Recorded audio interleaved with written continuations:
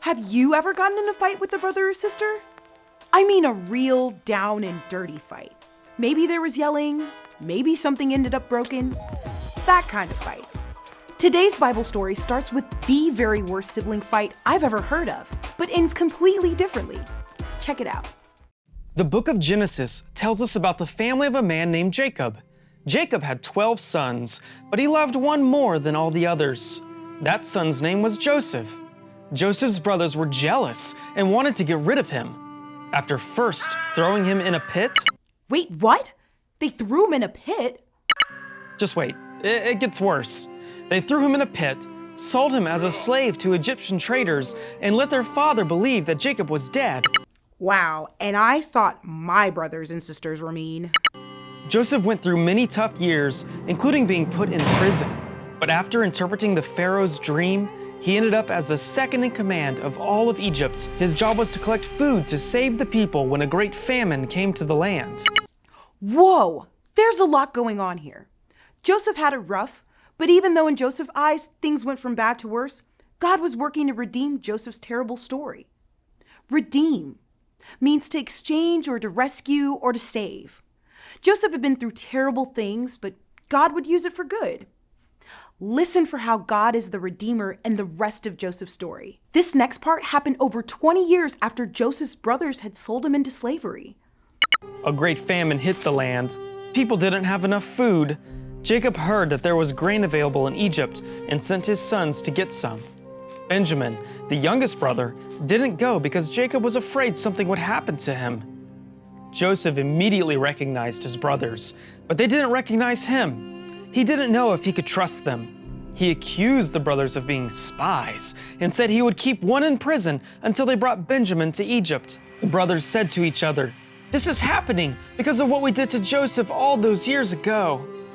Joseph heard them, went where they couldn't see him, and wept. The brothers left Simon in the prison and loaded up to go back to their father. Joseph made sure they had plenty of grain and also had their silver put back in their bags. When the brothers got home and found the silver, they were terrified. What if Joseph thought they stole it? Jacob was angry that Simon didn't come home with them and refused to let Benjamin go. But soon they ran out of grain again. Jacob agreed to let Benjamin go, but he was angry about it.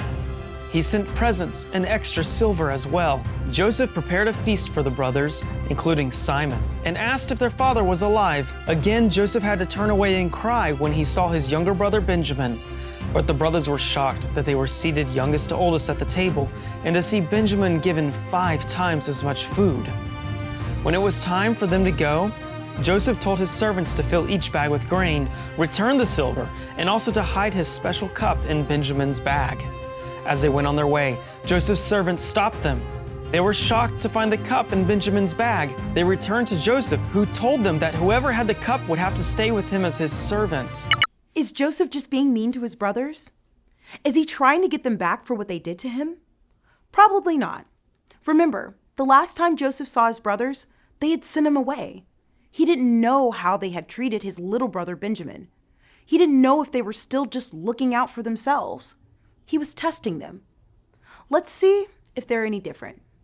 Judah spoke to Joseph and told him how much it would hurt his father to lose another son. They could not return without Benjamin. Judah offered to stay instead. Joseph realized his brothers had changed.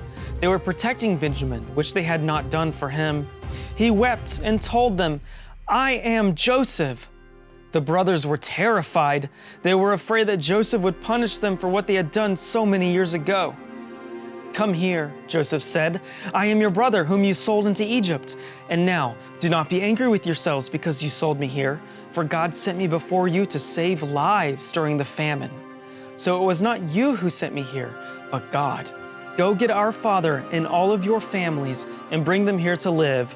I will give you everything you could need." The brothers rushed back to Jacob and told him, "Joseph is still alive, and he is ruler over all the land of Egypt." Their father didn't believe them at first, but then he declared that he must see Joseph himself. Jacob and the brothers and their families packed up everything and moved to Egypt. When Jacob and Joseph saw each other, they hugged each other tightly and cried. Before Jacob died, he blessed Joseph's sons and his own. This family created the 12 tribes of Israel, the family Abraham had been promised so long ago. After Jacob died, the brothers were scared again. They thought that since their father had died, their brother might harm them. Joseph said, "You meant evil against me, but God meant it for good, to keep many people alive."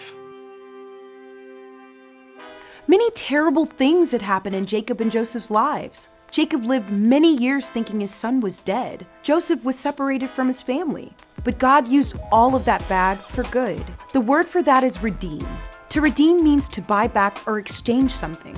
God exchanged the bad circumstances that Joseph went through and used them for good.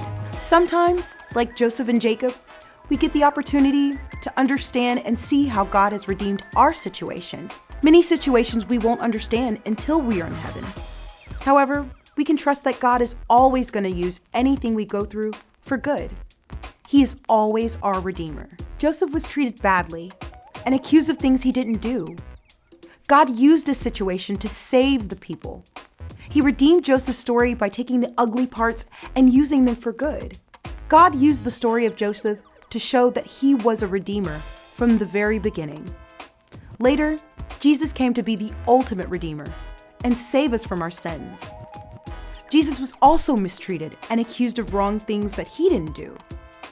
But Jesus came to die on the cross for our sins to save all people. God is the Redeemer. God redeemed the ugliness from the cross and made a beautiful way for us to go to heaven. Joseph and Jesus had similar stories, but they're not the same. Jesus is God. Joseph was just a man. God used the story of Joseph to show us that he was a Redeemer from the very beginning. Jesus came to be the ultimate Redeemer and saved us from our sins.